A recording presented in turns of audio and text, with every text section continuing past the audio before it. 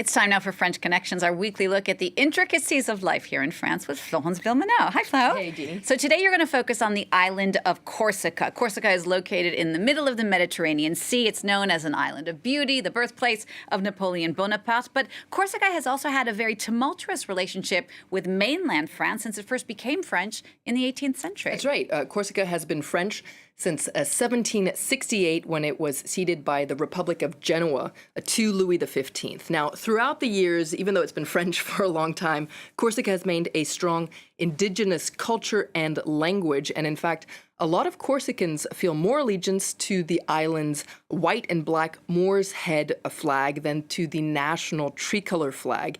And many actually long for a brief period in Corsican history when it was in fact independent. So this was before French rule. And this is a fun fact. You can see the Corsican flag here. The first Corsican constitution, which was drafted by a man named Pascal Paoli in 1755, is actually considered the first written constitution of a nation state before the United States. That's incredible. Now, I know for a lot of French people, particularly here on the mainland, Corsica represents an exotic summer holiday destination, but the reality is actually a lot more complex than that. It certainly is. It must be said, though, it is a beautiful place. L'Île de la Beauté really does deserve that name. It's one of the most beautiful places I have ever been to, and it's really full of all sorts of various things. You've got these beautiful beaches, you've got the mountain ranges. It also has a really cool and unique culture. You've got these chants corse, the kind of a cappella singing. You've also got all these delicious products from cheese to cured meats to honey. It's a wonderful place to visit. And it must be said that Corsica really does live thanks to its summer tourism. It represents 1 in 5 jobs, a quarter of the island's GDP, but that is only for a couple of months a year. The rest of the year, the island depends on subsidies from the state. And it must be said that Corsica is actually the poorest region in metropolitan France, which can be so surprising when you see it in the summer. And all this means that locals have kind of, I guess what you could say, a love-hate relationship with tourists. And tourists can also feel like, well, their presence is merely tolerated. Les touristes sont bienvenus. Il faut faire vivre la Corse. Sans le tourisme, le marché, on ne pourrait pas. L'hiver est long.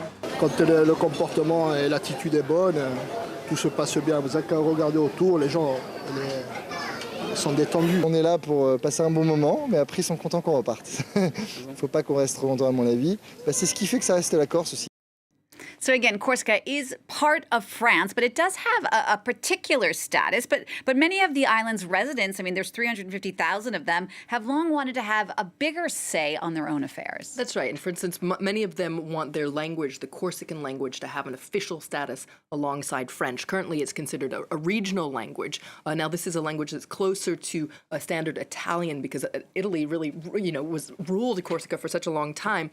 It's spoken by about 150,000 people, and the UN's cultural organization, UNESCO, says that it's actually in danger of becoming extinct. So there's the language, but there's also calls for protection from outsiders buying up land in Corsica to make secondary homes, and this actually really prices out a lot of Corsicans. And political groups calling for more autonomy at the moment, or even full independence, have actually made a lot of headway over the years. I mean, I remember not too long ago, it was an armed struggle in Corsica. It certainly was, and you can't talk about Corsica's recent history without talking about a group called the FLNC. It's actually our acronym du jour. It's the Front de Libération Nationale de la Corse, so the National Liberation Front of Corsica, a militant separatist group considered a terrorist organization by the state, and the FLNC fought what it called the French colonizer for nearly 4 decades, and this was a conflict that was marked by frequent bombings and shootings and their trademark masked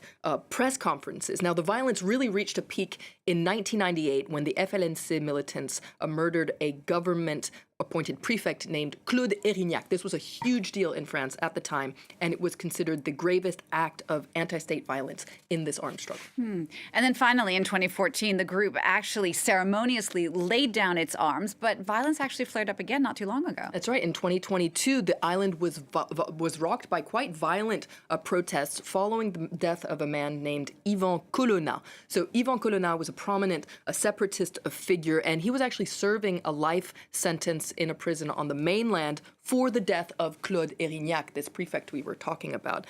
Now, people in Corsica considered him a political prisoner, and in 2022 he was killed by another inmate, and this sparked protests on the island and really shot Corsica back to the top of the French political agenda, and this sparked promises of autonomy from the then Interior Minister Gérald Darmanin.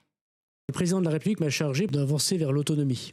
C'est moi qui ai dit le mot et il faut définir maintenant ce qu'est cette autonomie. Ça peut être un statut à la polynésienne, comme il existe dans la Constitution. Ça peut être un statut sui generis, différent.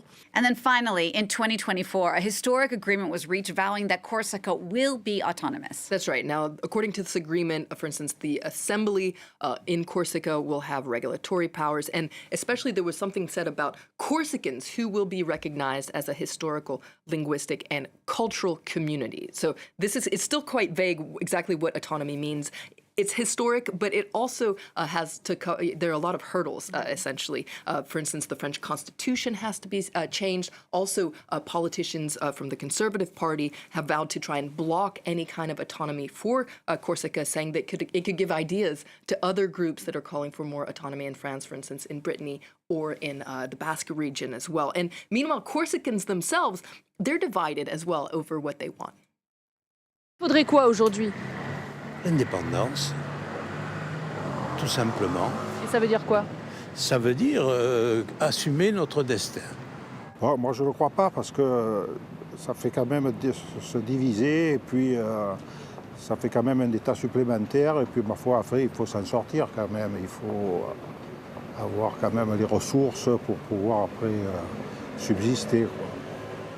Je m'en fous. C'est tout. Now, political instability here on the mainland has kind of slowed the process towards Corsica's path towards autonomy. However, there is momentum for major change on the Island of Beauty. It's fascinating stuff, Flo. Thank you so much for telling us all about the island of Corsica. Don't forget, if you have any other questions for Flo about Corsica or France or the French, you can always check them out on our website, or you can tweet Flo at Flo Vilmano.